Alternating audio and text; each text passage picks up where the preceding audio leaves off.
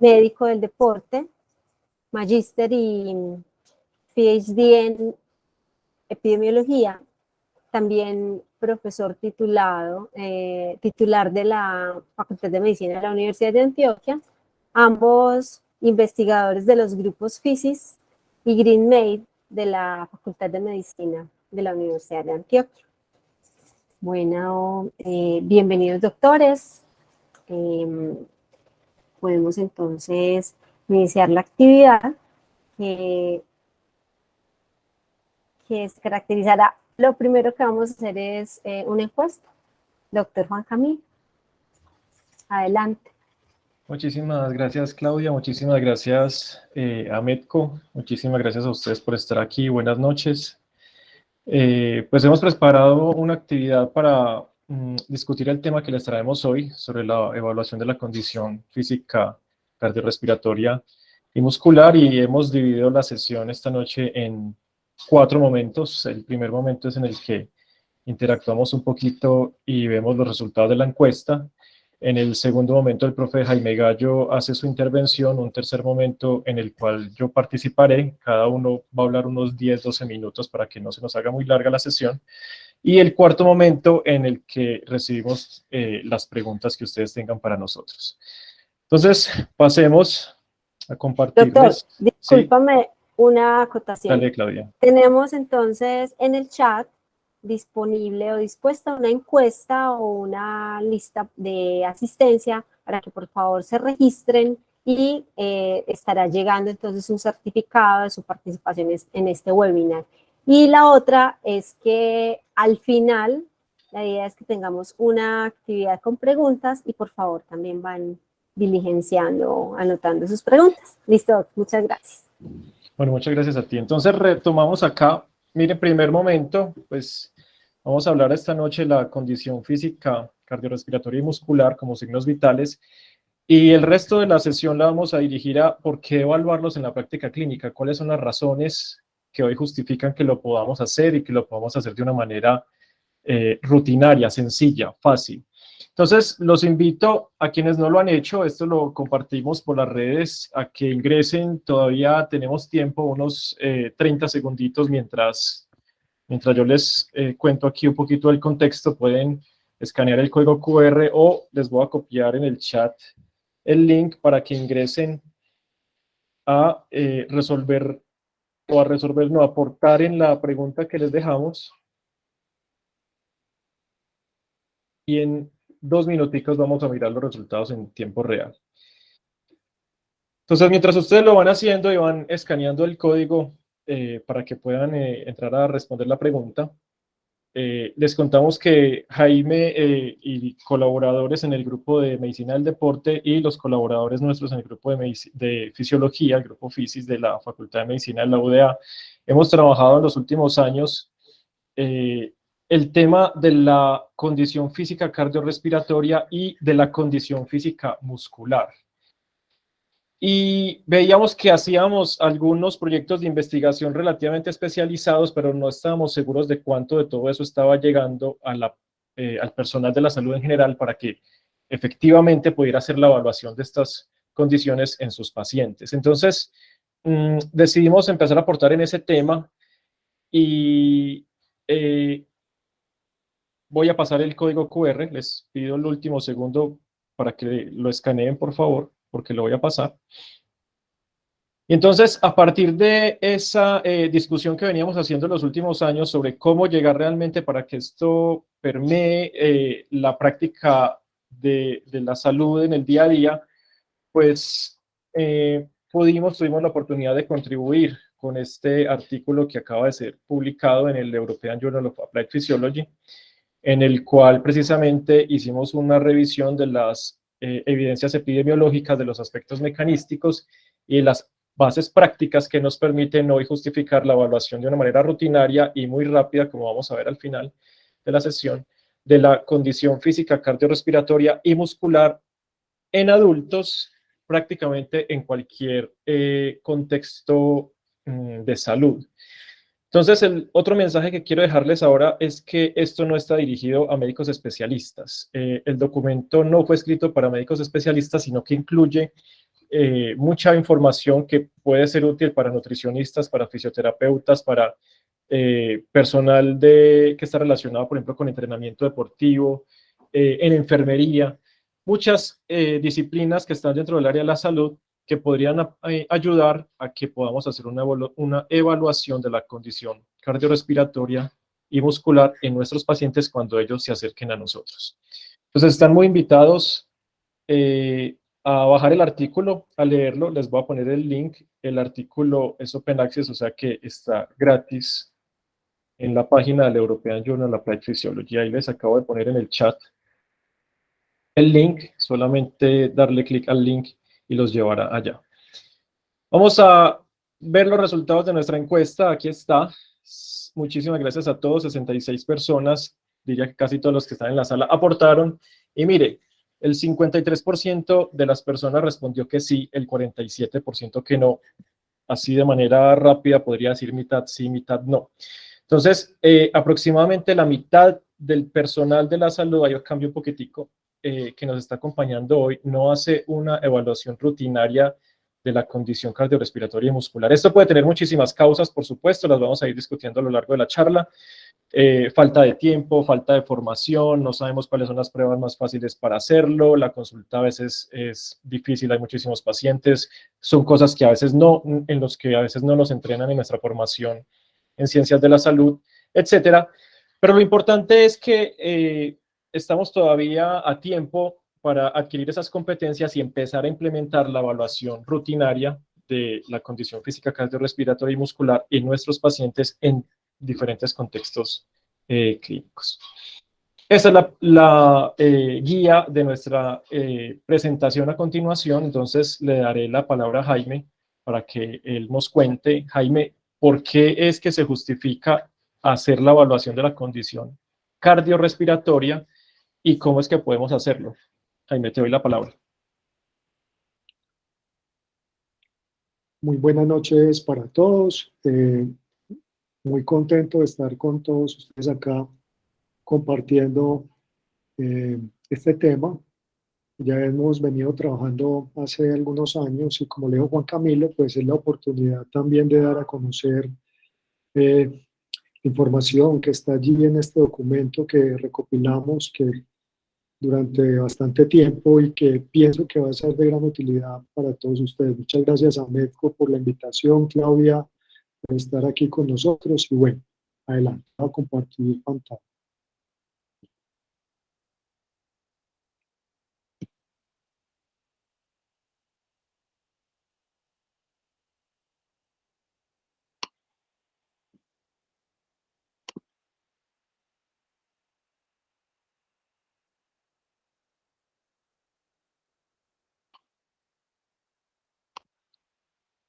Bueno, ahí está viendo la presentación y se escucha bien.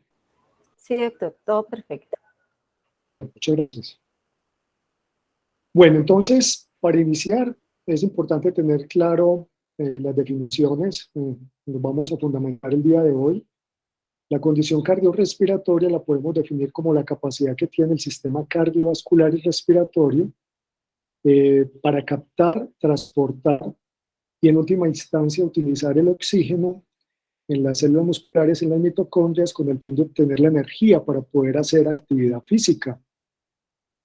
Esta condición física cardiorrespiratoria, hoy en día hay suficiente evidencia epidemiológica que soporta el por qué debemos hacer esta evaluación y es en esta primera parte de la charla donde les voy a mostrar qué estudios, qué publicaciones han aparecido en los últimos 30 años. Luego hacemos referencia de otras de las razones que realmente hay plausibilidad biológica, un mecanismo que explica por qué puede ser importante hacer esta evaluación en el contexto clínico y luego pues ya vamos a hacer referencia a que es fácil, las mediciones son confiables y que tienen implicaciones desde el punto de vista práctica para el paciente y finalmente unos mensajes para llevar a casa. Hay que hacer referencia a este estudio publicado en JAMA en 1989, imagínense. Estamos hablando de hace más de 30 años, cuando aparece este primer artículo hecho en el Instituto Cooper, donde participó Cooper famoso, yo creo que para todos nosotros cuando nos hacíamos el test de Cooper en el colegio, en la escuela, también el doctor Blake, donde encuentra que individuos que tienen mejor condición física cardiorrespiratoria tenían una menor mortalidad por todas las causas. Paralelamente, esos resultados fueron reproducidos por otros investigadores también en Estados Unidos, y así como en el 2000, pacientes que eran remitidos a una prueba de esfuerzo electrocardiográfica porque tenían síntomas, se empieza a ver que también esa evaluación de la capacidad física cardiorrespiratoria evalúa de manera indirecta a partir de la máxima capacidad de trabajo que alcanzaba durante una prueba de esfuerzo, también tenían valor pronóstico en términos de mortalidad. Y esto ha sido observado tanto en hombres como en mujeres, en personas sanas, también en personas que ya tienen factores de riesgo como hipertensión arterial, obesidad, diabetes, y también en personas que inclusive ya tienen enfermedad cardiovascular, pacientes remitidos a programas de rehabilitación cardíaca, aquellos que tienen una mejor condición física cardiorrespiratoria también tienen un mejor pronóstico en términos de mortalidad y otras comorbilidades. Esto lleva entonces a que todos estos estudios de cohorte, de seguimiento durante tantos años, muchos de ellos 10, 15, 20 años, esta información se ha podido sintetizar en metaanálisis que han salido publicados, particularmente el año pasado, donde se muestra que por cada incremento en una unidad metabólica hay una disminución en el riesgo de muerte por todas las causas alrededor de un 12%.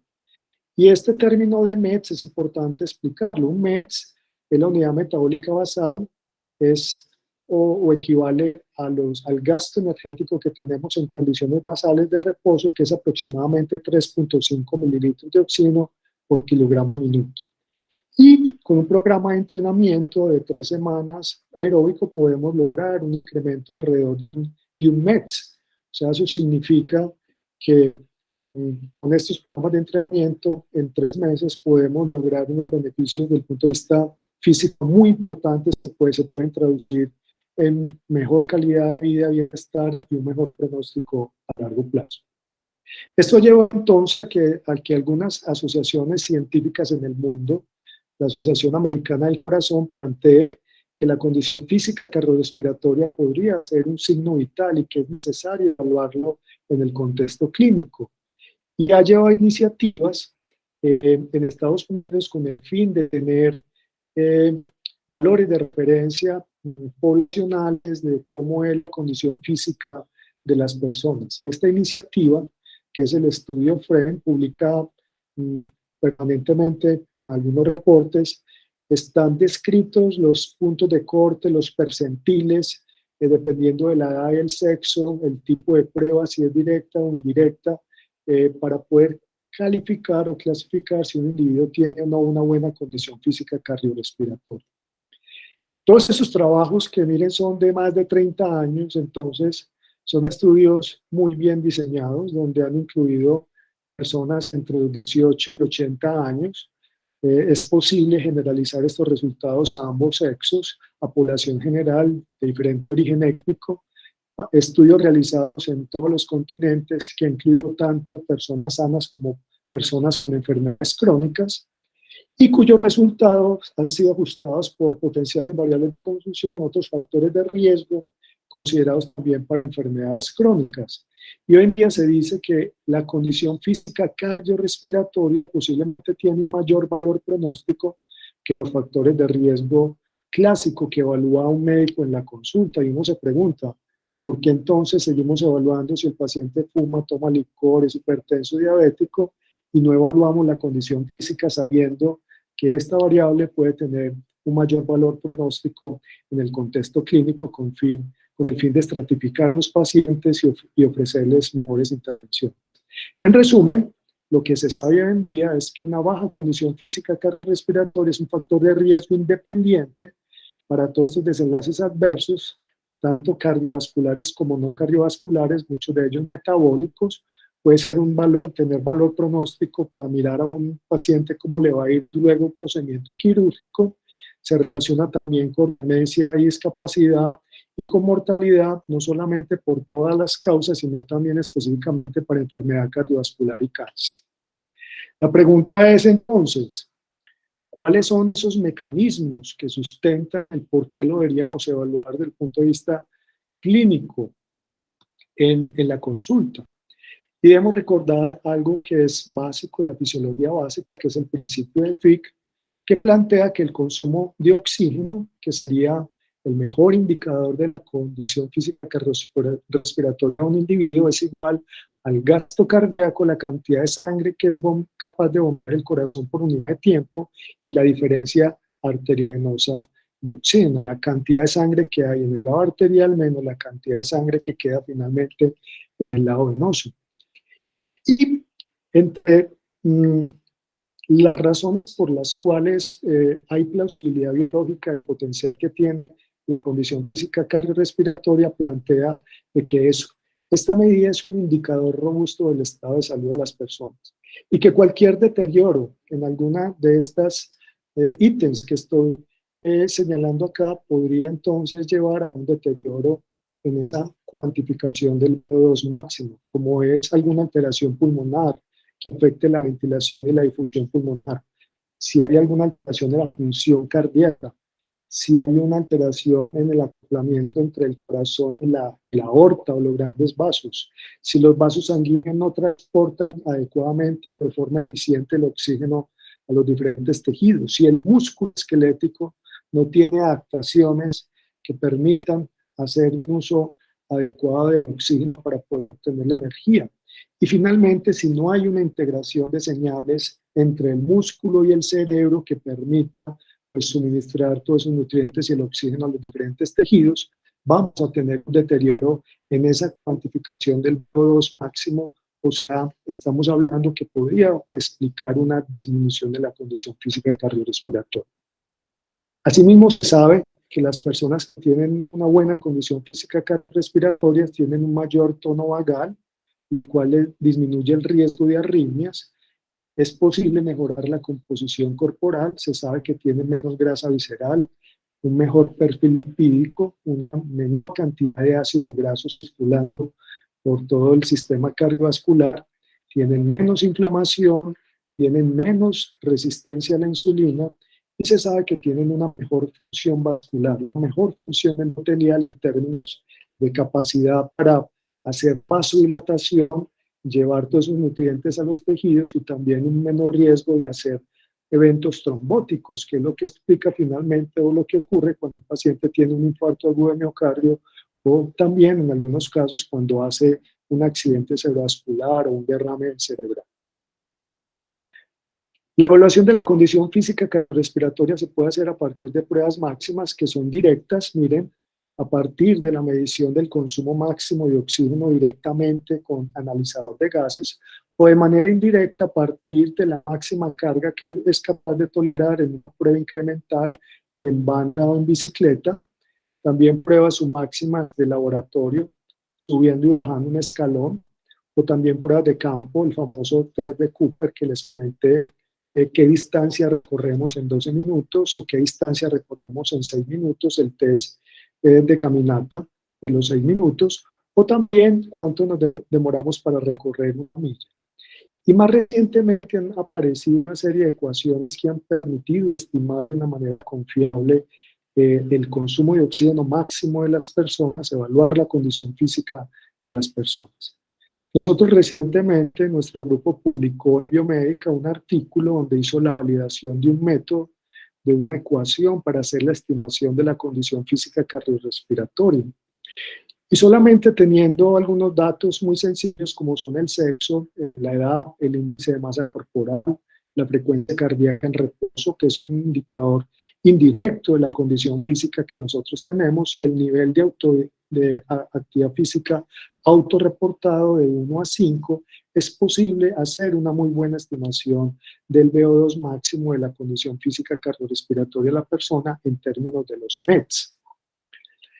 Y si tenemos estas herramientas, ya sea medido, cuantificado o estimado, como les dije, los aportes del estudio FREN nos permite clasificar si una persona tiene una buena condición física a partir de ese valor que obtenemos teniendo en cuenta la edad, el sexo, si es un test directo tanto en hombres como en mujeres.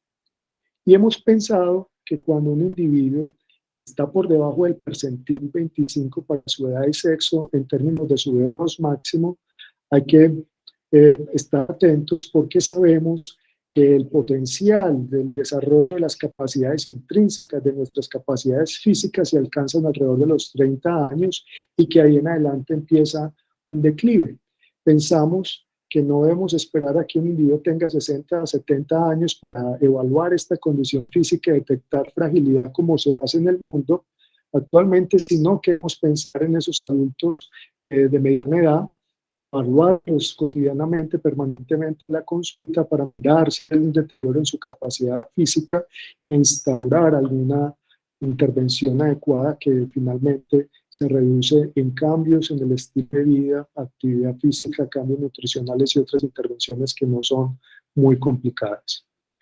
Entonces, con Juan Camilo, pues planteamos este algoritmo para, en el artículo lo desarrollamos, pensamos que de manera rutinaria un adulto mayor de 30 años para evaluar su condición física deberíamos utilizar estas ecuaciones sin ejercicio para hacer una estimación. Si el individuo está por debajo del percentil 25, debemos considerar ya hacer un test de campo, sea indirecto inicialmente, en banda rodante o un test de campo de laboratorio. Y si tenemos la duda, pues también esta mano utilizar la ergoespirometría para cuantificar el V2 máximo. Esto ya no es tan lejano, ya en las diferentes ciudades del país tenemos centros que disponen de estos equipos que permiten evaluar de manera directa el V2 máximo y así la condición física cardiorrespiratoria de todas las personas. Como mensajes finales, entonces, quiero dejarles que la condición física cardiorrespiratoria es un indicador robusto del estado de salud de las personas y que como predictor de mortalidad y otras comorbilidades puede ser inclusive más fuerte que los factores de riesgo clásicos que estamos evaluando. Y la pregunta es, ¿por qué no lo estamos haciendo de manera rutinaria en la práctica clínica y todavía estamos enfocados solamente en la evaluación de los factores de riesgo que todos ustedes conocen? Sabemos entonces que incrementar un METS, mejorar nuestra condición física en un MET, que lo podemos lograr con un programa de entrenamiento con ejercicio en 3 meses, disminuye el riesgo de muerte por todas las causas en un 12%, por enfermedad cardiovascular en 13% y muerte por cáncer en un 7%. Y que esta medición debería ser entonces el estándar de cuidado del adulto en diferentes escenarios clínicos para todos los profesionales que trabajamos en el área de la salud y también pensar en la evaluación desde el punto de vista poblacional y en ese sentido considerarlo entonces un signo vital. Pues muchas gracias. Adelante, Juan Carlos.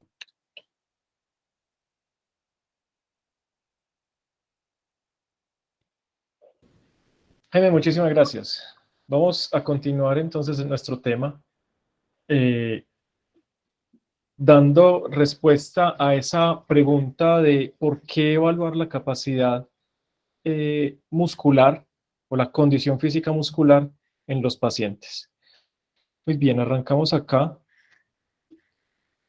Ahí está. Entonces, a continuación, el resto pues, de la charla intenta argumentar por qué debemos evaluar de una manera rutinaria en los adultos, en la práctica clínica, la función, la condición física muscular. Entonces, definamos esa condición o estado muscular, que puede considerarse sinónimos, como la condición en la cual se encuentran la fuerza, la masa y la calidad muscular. Esos 3 parámetros, esas 3 variables, son las que podemos utilizar como indicadores de la condición muscular de un sujeto. Y entonces el primer argumento, la primera respuesta a esa pregunta es, debemos evaluar la función muscular porque hay evidencia epidemiológica que muestra que es relevante para desenlaces de morbimortalidad.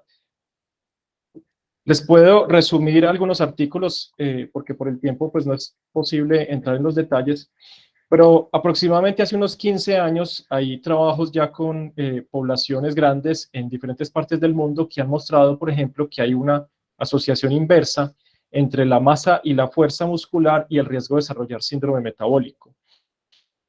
Este trabajo, por ejemplo, que les cito aquí es en población colombiana de los grupos nuestros, en los que encontramos que esa asociación inversa se puede evaluar cuando uno tiene en cuenta algunas regiones específicas de nuestro cuerpo y es suficiente con evaluar, por ejemplo, la masa muscular de los miembros inferiores y particularmente de los muslos. Esa masa muscular de los muslos es un indicador de riesgo y los sujetos que tienen un mayor desarrollo muscular en sus músculos tienen menor riesgo de desarrollar algunas enfermedades metabólicas como el síndrome metabólico. Los asiáticos publicaron luego en 2013 también un trabajo parecido en el cual mostraban que la masa muscular relativa, es decir, la de algunas regiones de nuestro cuerpo, sean miembros superiores o sean miembros inferiores, se asociaba con el riesgo de desarrollar síndrome metabólico. Esto es interesante porque nos lleva a pensar que algunas regiones de nuestro cuerpo tienen algún potencial mayor para afectar el metabolismo corporal y ser unos determinantes en la salud.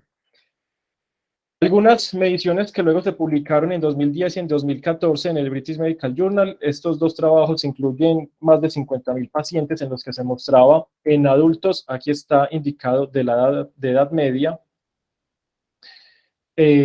una asociación con diferentes condiciones clínicas metabólicas, en los que era claro que tener una mayor capacidad funcional y una mayor capacidad muscular se asociaba a un riesgo reducido de desarrollar enfermedades cardiometabólicas.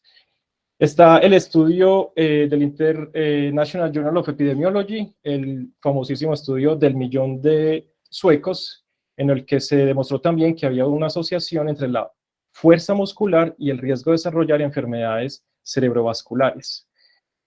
Recientemente se ha mostrado también en este trabajo en la revista Metabolism que además de la masa y la fuerza muscular es muy importante tener en cuenta la calidad muscular. La calidad muscular en general se define como el grado de infiltración grasa que tenga el músculo de un paciente. Entonces, en este trabajo se muestra que quienes tengan menor infiltración grasa tienen menor riesgo de mortalidad por todas las causas. Por supuesto, quienes tengan mayor infiltración grasa en sus músculos tendrán un mayor riesgo de morir. Se demostró también hace algunos años esa asociación inversa entre masa muscular y prevalencia de diabetes. Observen el título en adultos menores de 50 años. Esto es muy importante porque, como decía Jaime ahora, solemos pensar que estos son situaciones que se desarrollan es cuando los pacientes son ancianos y que es muy importante vigilar estos parámetros de condición física en los ancianos, pero resulta que todos los estudios que yo les estoy mostrando aquí son en población adulta, no en ancianos. Y el estudio PURE, que es un estudio que tiene en cuenta casi 20 países en el mundo, en el que también se demostró que la evaluación de la función muscular tiene un valor pronóstico para muchísimos desenlaces cardiometabólicos. De todos estos estudios que les he mostrado, las ideas principales serían las siguientes. Todos coinciden en estar o haber involucrado pacientes entre 30 y 80 años, lo cual deja claro pues el mensaje que venimos dándoles desde el principio, y es que esto no es una situación o un caso que merece análisis solamente en la población adulta mayor, no solamente en los ancianos. La evaluación de la condición física muscular debe realizarse según la evidencia que tenemos disponible en este momento a partir de los 30 años. Los resultados de estos estudios son generalizables a ambos sexos, a la población general de todos los continentes. Y hay un caso o un detalle muy importante en el que quiero llamar la atención, y es que estos estudios que yo les acabo de mostrar son en participantes que no tienen el diagnóstico de sarcopenia, porque esa es otra confusión que tenemos cuando hablamos de músculo, pensar que solamente debemos limitarnos a evaluar si el paciente tiene el diagnóstico de sarcopenia y preocuparnos porque va a tener un riesgo incrementado de mortalidad porque tenga la sarcopenia, pero estamos dejando de lado los pacientes que no tienen el diagnóstico de sarcopenia, para quienes también se puede seguir esa misma lógica. Es decir, pacientes que tengan una menor condición muscular tienen un riesgo más elevado de morbimortalidad cardiometabólica, incluso sin que tengan los criterios diagnósticos de la sarcopenia. Un mensaje más aquí es que los trabajos que les mostramos están ajustados por actividad física y composición corporal. Y eso nos lleva a esta conclusión que les estoy mostrando aquí abajo, y es que la baja condición muscular es un factor de riesgo independiente de la actividad física, independiente de la composición corporal, para desenlaces cardiometabólicos y mortalidad por todas las causas. Por lo tanto, la invitación que les estamos haciendo es que deben tener en cuenta la evaluación de la condición física muscular en la población general que tenga al menos 30 años que ustedes reciban en su consulta. La segunda razón por la que se justifica hacer esta evaluación es porque hay un gran sustento mecanístico o una plausibilidad biológica para pensar que el músculo es un gran regulador de la salud. Estas imágenes son de nuestro laboratorio. Aquí quiero resaltar una de las propiedades grandes del músculo, y es que el músculo es un tejido heterogéneo en el cual hay diferentes tipos de fibras. Y esos diferentes tipos de fibras tienen particularidades bioquímicas y metabólicas que hacen que afecten el metabolismo de la población de una manera diferencial. Y aquí a la derecha ustedes veían una célula, esto es una célula muscular, que estaba cambiando de color verde y blanco y negro. El verde es un experimento que hacemos para identificar la activación metabólica de la célula y la señalización por calcio de la célula muscular. Ustedes saben que el calcio es el elemento principal que lleva a la contracción muscular y a la activación de un montón de enzimas dentro del músculo. Ese fenómeno activa el metabolismo muscular y se asocia, por ejemplo, a la regulación de la tasa metabólica basal y a la secreción de mioquinas, como vamos a ver a continuación. Y todas estas funciones que tiene el músculo, pues son supremamente importantes para la vida, como lo estoy poniendo aquí a la derecha. Solo como ejemplo, en el 88 ya se había publicado que grupos que tengan diferente tasa metabólica basal, que estaba asociada a la cantidad de masa muscular que tuviesen, tienen riesgos diferenciales de ganancias de peso. Entonces, mire, la población que tenga mayor tasa metabólica basal, que deriva de que probablemente tienen una mayor masa muscular, es la que tiene menos riesgo de desarrollar o de ganar peso en los siguientes 4 años. Esto es opuesto al grupo que tenía la menor tasa metabólica basal, que podía ganar hasta un 25% de su peso en los siguientes 4 años. Eso se explica principalmente porque la tasa metabólica basal está regulada esencialmente por la masa muscular de un sujeto. No exclusivamente, pero esencialmente. Esa masa muscular, además, tiene un gran papel como reservorio de macronutrientes. Aquí observamos que el músculo esquelético es principalmente un reservorio de glucosa y de aminoácidos. Ya sabemos desde hace varias décadas, unas 3 décadas, que el músculo después de una comida es capaz de captar hasta el 70% de la glucosa que está circulando en sangre. Y eso básicamente se obtiene por la acción de la insulina, pero también sabemos que el músculo puede incrementar la captación de glucosa mediada por GLUT4 por un efecto mediado por su contracción. O sea que el músculo, en respuesta a mecanismos humorales, como algunas hormonas, no solo insulina, pero en este caso el experimento está hecho con insulina, o algunos otros estímulos, por ejemplo, como la contracción, es un potente regulador de la glicemia y es un potente regulador del metabolismo glicémico. Si logramos que el músculo regule ese metabolismo glicémico a largo plazo, entonces vamos a tener una población más sana desde el punto de vista metabólico. En los últimos años venimos hablando del concepto de las mioquinas. Estas mioquinas en general son péptidos, en general, no exclusivamente, pero en general son péptidos o proteínas producidas por el músculo bajo diferentes condiciones. La principal condición bajo la que se producen las mioquinas es la contracción muscular cuando se hace ejercicio, pero no es la única. Ese perfil de mioquinas que se puede producir tiene una gran cantidad de efectos, y esos efectos pueden estar, por ejemplo, como se observa aquí, sobre vasos sanguíneos, sobre huesos, sobre el metabolismo hepático, sobre el metabolismo pancreático, etc. Si usted puede regular, si existe un tejido que pueda regular a través de diferentes hormonas, los vasos sanguíneos, el metabolismo hepático y el metabolismo muscular, pues ese tejido va a tener un papel muy importante en el metabolismo global de un sujeto y por supuesto va a estar involucrado en el riesgo de desarrollar algunas enfermedades metabólicas.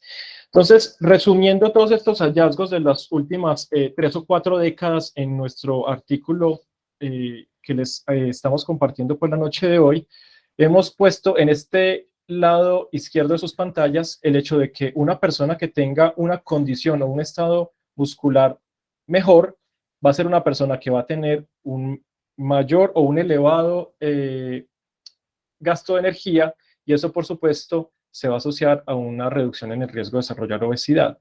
Además de eso, si es una persona que tiene un músculo menos infiltrado por grasa y que se está contrayendo, por ejemplo, durante sesiones repetidas de ejercicio, será un músculo que va a producir algunas mioquinas que tienen un perfil muy favorable para reducir la inflamación, reducir la resistencia a la insulina e incrementar la función vascular. Este VR es reactividad vascular.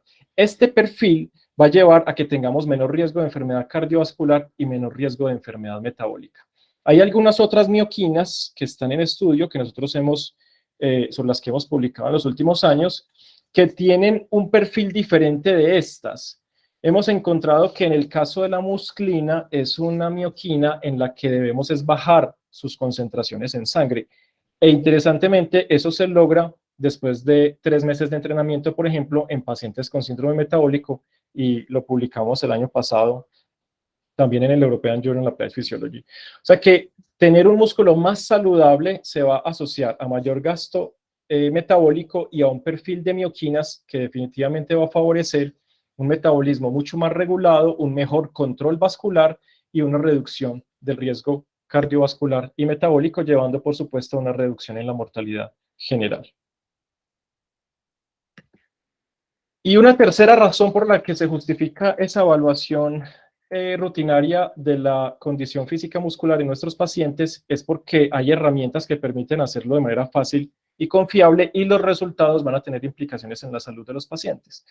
La forma más confiable y más rápida para hacerlo es la evaluación de la fuerza prensil o el agarre manual, que se recomienda en el caso de los adultos hacerlo de pie con la muñeca como se encuentra ahí en la foto, pero con el codo más estirado. ¿Por qué? Porque de esa manera fue como se generaron los resultados que les vamos a mostrar a continuación, que pueden servir como valores de referencia para la población colombiana. La segunda técnica que podemos utilizar en caso de que no sea factible hacer la evaluación del agarre manual es la prueba de sentarse y pararse en la silla. Los invito a que consulten el video que les estoy poniendo aquí abajo para que vean cómo se hace la prueba, que está escrita pues hace algunos años. Pero les decía que la prueba que nosotros consideramos por excelencia para la evaluación de la condición muscular, y otros autores pues en diferentes contextos también lo han mencionado, es la del agarre manual. La gran ventaja en este caso para Colombia es que se publicó en 2021 en este trabajo los valores de referencia para adultos. De modo que la invitación es hacer la medición, comparar con las tablas publicadas para adultos, luego identificar en qué percentil se encuentra el paciente, y si el paciente se encuentra por debajo del percentil 25, entonces debemos tomar medidas para lograr mejorar la fuerza muscular en ese paciente. Además de la fuerza muscular, es posible hacer la evaluación de la masa muscular, por ejemplo, con DEXA. Estos son pacientes que han participado en algunos de nuestros estudios. También por bioimpedancia. Estos son análisis de una de las pacientes en un equipo de SECA. Y es posible también utilizar ecuaciones. La gran dificultad en este momento en Colombia con esta evaluación es que no hay valores de referencia para nuestra población. Entonces, por eso nosotros seguimos insistiendo en que lo más importante hasta el momento es hacer la evaluación del agarre o de la fuerza prensil. Entonces, ¿cuál sería el mensaje para llevar a casa y culminar con esta parte de la presentación? El que Jaime les contó, solo que yo me voy a referir a esta parte del algoritmo. Si usted tiene un paciente o algún participante que sea mayor de 30 años, la invitación es hacer de manera rutinaria la evaluación del agarre prensil. Si los valores, cuando usted los compare con la tabla de valores de referencia en Colombia, están por arriba del percentil 25, entonces se puede continuar la observación de ese paciente dentro de un año. Pero si los valores están por debajo del percentil 25, eso es una alarma y nos estás hablando de un paciente que tiene un riesgo cardiometabólico muy elevado y debe continuar una evaluación de la masa muscular. En este caso, el paciente, lo ideal, dependiendo del contexto en el que usted esté, sería referir al especialista para que el especialista pueda ordenar el DEXA y se tenga una evaluación complementaria de la masa muscular. Como conclusiones, entonces, sabemos que la masa, la fuerza y la calidad muscular pues son determinantes de la salud y eso se puede medir en términos de morbilidad y mortalidad, como se los he mostrado en la noche de hoy. Lo que hace que el músculo específicamente sea tan importante en la salud de un humano es que es un gran regulador de la tasa metabólica basal, tiene una gran capacidad como reservorio y regulador del control glicémico y además es un modulador del metabolismo a través de las mioquinas. De modo que todo esto justifica que en nuestros pacientes podamos evaluar de manera rutinaria a través principalmente del agarre prensil la condición muscular. Muchísimas gracias y quedamos pues abiertos a tomar las preguntas y la discusión de parte de ustedes.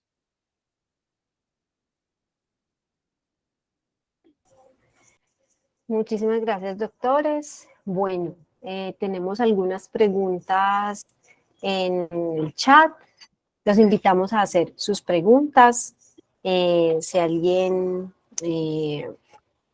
bueno, miremos estas que están acá en el chat.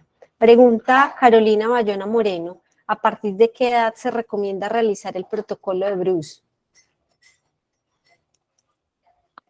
Bueno, Carolina, es importante tener en cuenta que estos protocolos que se utilizan para evaluar la condición física en banda rodante y que también son utilizados para el diagnóstico de enfermedad coronaria, son protocolos que han sido validados principalmente en población adulta y han sido utilizados en el diagnóstico de pacientes con sospecha de enfermedad coronaria y también en pacientes que ya tienen enfermedad cardiovascular en el contexto de los programas de rehabilitación cardíaca.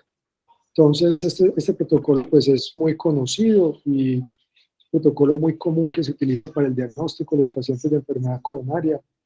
Y hay que mirar muy bien los estudios originales donde fueron validadas para que esa estimación que hacemos del VO2 máximo a partir de la etapa que alcanza realmente sea una buena estimación del VO2 máximo de ese paciente. Bueno, pregunta Sneider Alfonso Vega. Pruebas como Kursnavet y Harvard también pueden servir para evaluar la condición cardiorrespiratoria. Claro que sí, todas las pruebas de laboratorio, pruebas de campo, como lo mencioné, son una alternativa. No siempre disponemos de una medición directa con análisis de gases o de una prueba indirecta en banda rodante o bicicleta. Y son una alternativa muy buena también para hacer la evaluación de los pacientes en caso de que estén a nuestro alcance y que lo podamos hacer. Sin embargo, les hago énfasis que en el contexto clínico, en el consultorio, tendría mucha utilidad el poder aplicar esas ecuaciones o esas estimaciones que se hacen teniendo en cuenta variables como el sexo, la edad, el índice de masa corporal, la frecuencia cardíaca en reposo, que es una variable que está relacionada con la condición física, que habla del tono vagal, las adaptaciones que se puedan tener. Obviamente una pregunta que permite evaluar cuál es el nivel de actividad física que la persona tiene. Quiero resaltar que esas ecuaciones, esas estimaciones a partir de esas ecuaciones han mostrado también valor pronóstico en estudios de cohorte a largo plazo, de forma similar a como los otros estudios anteriores cuando han hecho la estimación con pruebas indirectas o también con mediciones directas con análisis de gases. Bueno, vamos, hay otras de condición cardiorrespiratoria, vamos a una de la condición muscular y volvemos a las cardiorrespiratorias.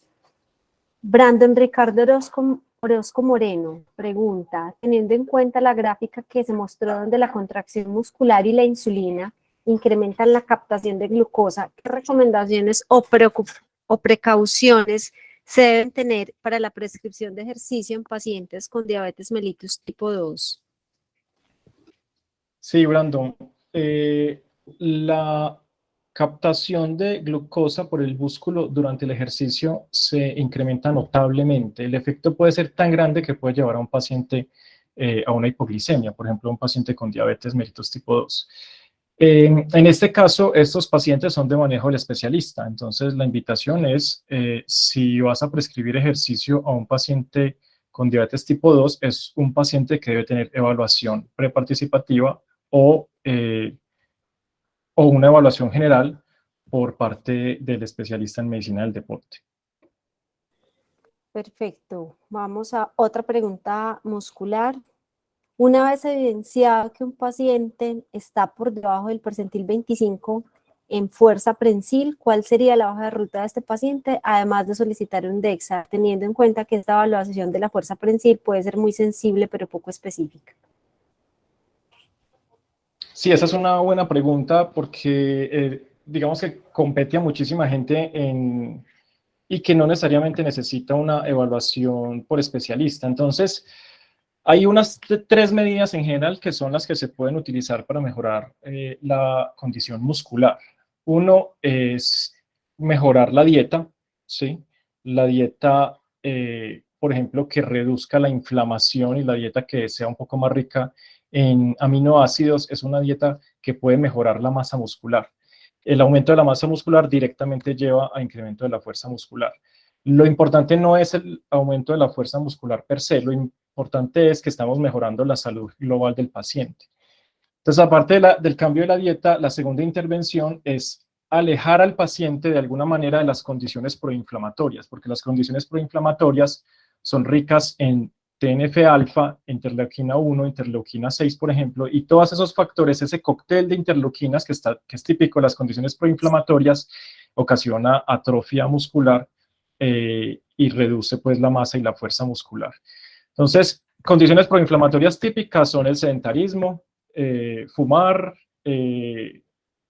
por ejemplo, la obesidad, el cáncer es una condición proinflamatoria que lleva a alteraciones musculares severas. O sea, hay que tratar de alejar al paciente en general de condiciones que se asocien a inflamación. Y la tercera medida que se puede tomar para poder mejorar la fuerza y la masa muscular sería hacer ejercicio, ¿cierto? Que es el principal factor trófico para el músculo. Esas tres medidas nos llevarían, por ejemplo, a que un paciente que esté por debajo del percentil 25, logremos ponerlo por encima del percentil 25 y en general mejoremos su salud. Listo. Voy a ir eligiendo unas preguntitas como más relevantes para que nos rinda más el tiempo. Entonces, el equipo biomédico del Instituto Itagüí pregunta, ¿la variabilidad de la frecuencia cardíaca puede ser un biomarcador confiable para evaluar la condición cardiorrespiratoria de los pacientes? Es una muy buena pregunta. Yo quiero contarles que más o menos alrededor del año 2000, o sea, hace más de 20 años, Polar, no tengo ningún conflicto de intereses pues con esta marca, pero fue de los primeros dispositivos que tenía un test ortostático para hacer estimación del consumo máximo de oxígeno, depende pues de la condición física cardiorrespiratoria.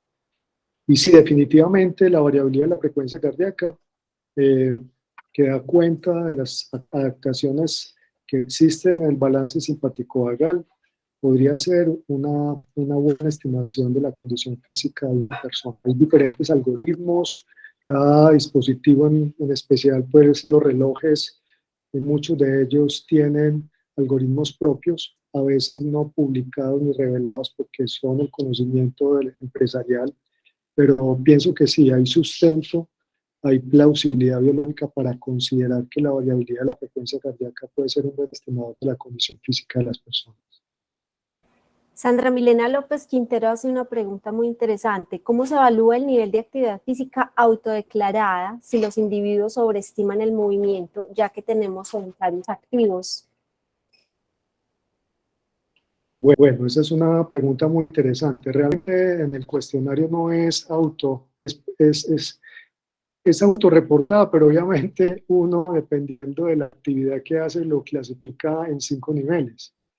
Eso es muy interesante porque, mira, estábamos en el extremo de cuantificar la actividad física simplemente a través de cuestionarios autovigilanciados, que obviamente en algunas poblaciones se vio que se sobreestimaba la actividad física que hacían, a diferencia de donde habían sido validadas esas encuestas. Y en el otro extremo, la posibilidad de cuantificar la condición física cardiorrespiratoria con analizador de gases. Yo creo que estas ecuaciones de estimación de la condición cardiorrespiratoria están en un punto intermedio que se apoya en el reporte que las personas tienen de la actividad física que hacen, pero a su vez incluye variables que dan cuenta realmente si una persona hace actividad física o no, como son la frecuencia cardíaca en reposo y obviamente el índice de masa corporal. Entonces esa es la ventaja, que no es solamente actividad física autorreportada, sino hay variables fisiológicas que dan cuenta si la persona es activa o no. Bueno, Marvin Giovanni Moya Ortega pregunta, ¿cambia el perfil de riesgo de una persona con sobrepeso pero activa físicamente frente a una persona con peso óptimo pero inactiva físicamente? Juan, o Dale, la respuesta es sí, porque como Jaime mostró, la condición física cardiorrespiratoria es independiente de, por ejemplo, la actividad física o algunos otros parámetros. O sea que algunos otros parámetros, por ejemplo, como la composición corporal, simplemente el hecho de que una persona tenga mejor condición cardiorrespiratoria, independientemente de su peso, etcétera, será una persona con menor riesgo cardiometabólico.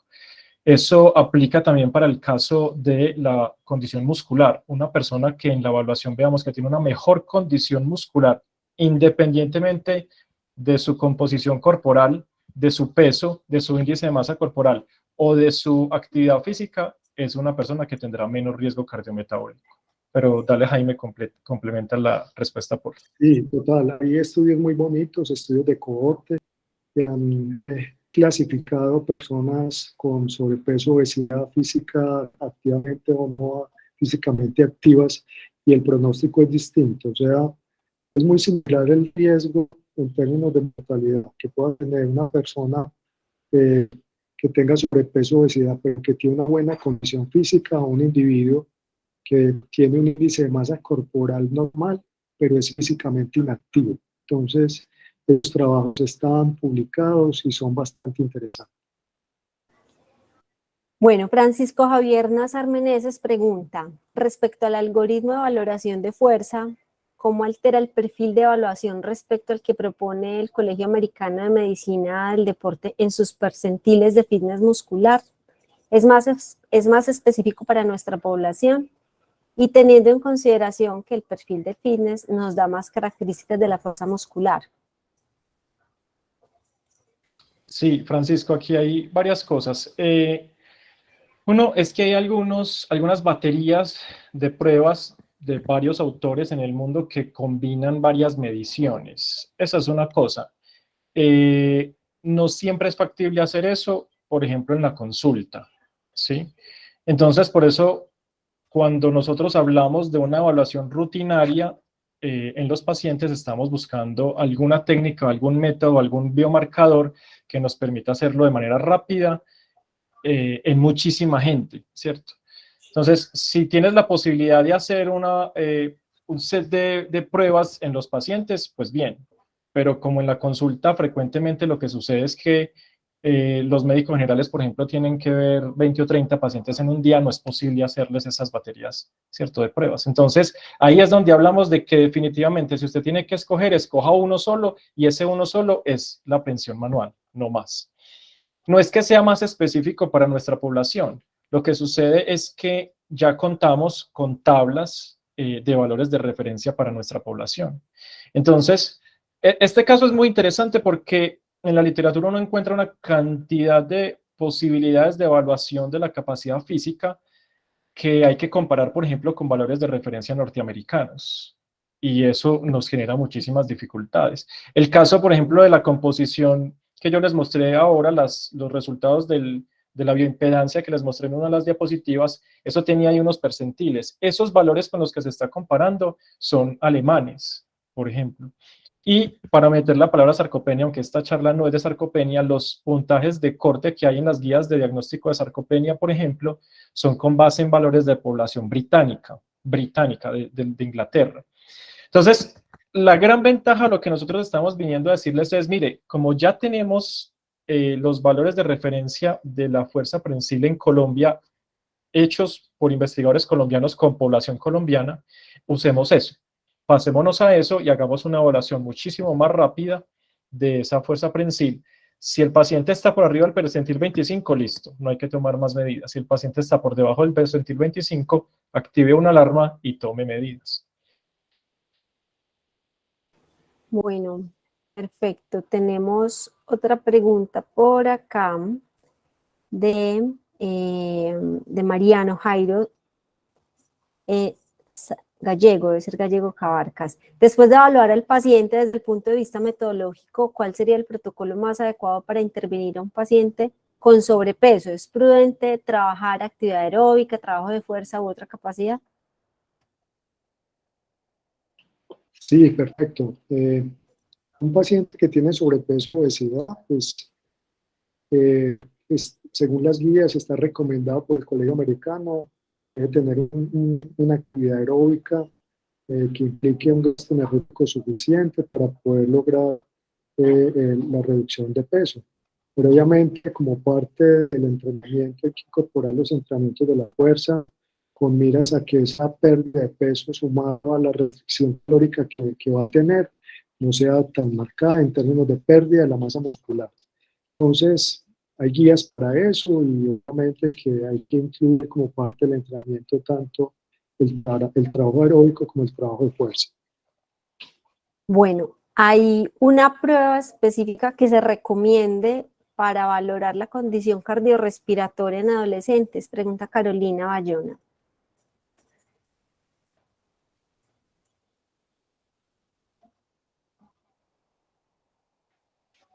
Jaime. Qué pena, Sí, Claudia. Sí, Carolina Bayona pregunta si hay una prueba específica para valorar la condición cardiorrespiratoria en adolescentes o algo, pues, alguna que usted recomiende, pues como se habla, hay muchísimas baterías, pero ¿hay alguna de pronto que usted considere que es más idónea? Sí, yo creo que en el caso de adolescentes, si hay la posibilidad de hacer el test Leger, es una alternativa muy buena. Yo creo que la estimación que hacemos allí de la condición aeróbica de un individuo con estos test, en el posgrado pues hemos tenido experiencia con adolescentes que son físicamente activos, deportistas, en fin. Yo creo que esa es una muy buena alternativa en el caso de los adolescentes. Bueno, perfecto, creo que ya avanza. Ah, bueno, hay una que pregunta Nicole Daniela Caicedo, pregunta específicamente por el test de Cooper, teniendo en cuenta el test de Cooper, desde qué minuto y a qué velocidad se puede definir si un paciente se encuentra en buen estado. ¿Hay algo Sí. tan específico para esta pregunta? Nico, mira, hay que tener en cuenta que la condición cardiorrespiratoria depende del sexo, la edad, los factores genéticos, en fin. Entonces, la recomendación es mirar, dependiendo de la edad y el sexo, dónde debería estar, cuánto debería ser su VO2 máximo. Entonces, dependiendo del resultado de la prueba, pues obviamente se hace la estimación del VO2 y se mira en qué percentil se encuentra el individuo. Entonces, no te podría dar un dato específico en términos de la distancia recorrida en el test, porque depende de la persona, finalmente de su edad y básicamente del sexo. Listo, ya creo que sí. Claudia, ¿me Dale. dejas completar un segundito ahí? Sí, Nos claro. enfrentamos a muchas condiciones en las cuales no hay valores de referencia. En ese caso, lo importante o la medida que uno puede tomar es que entre dos evaluaciones al mismo paciente la condición no empeore, ¿cierto? O sea que si, por ejemplo, tienes forma de evaluarlo hoy y evaluarlo en 3 meses, al menos no haya empeorado. O evaluarlo en 6 meses, por lo menos no haya empeorado. Sería, en el caso, cuando no hay ningún tipo de valor de referencia, que eso sucede para algunas cosas, por ejemplo, lo que dijimos ahora de la masa muscular. O sea, no hay un puntaje de corte exacto para masa muscular en Colombia. Entonces, si alguien lo evalúa, por lo menos cada año que evalúa al paciente, pues se asegura que su masa muscular no se esté perdiendo. Aprovecho ahí de pronto para tocar un tema que no lo hemos conversado, y es la posibilidad de incluir la estimación de la condición cardiorrespiratoria dentro de las ecuaciones de riesgo cardiovascular. Entonces utilizamos en la consulta que el EFRAG, que el score europeo para estimar el riesgo, y a partir de la estimación del riesgo establecer las intervenciones y las metas con cada uno de los factores.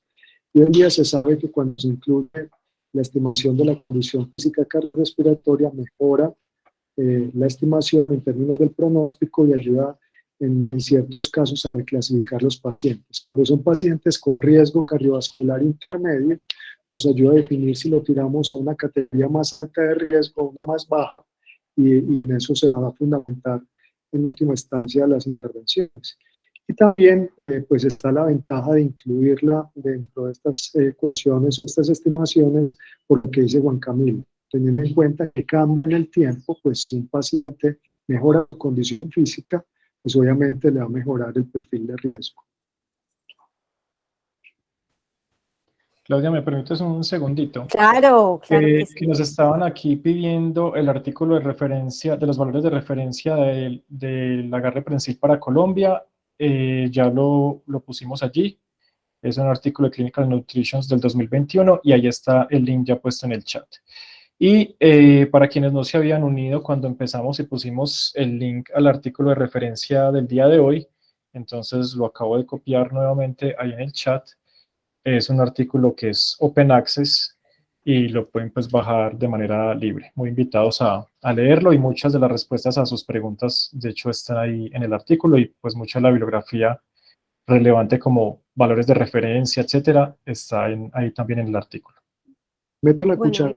Si bien esta charla es de adultos y nos enfocamos en adultos, recientemente publicamos un artículo de los valores de referencia en niños y adolescentes, a partir de datos de la última encuesta en sí.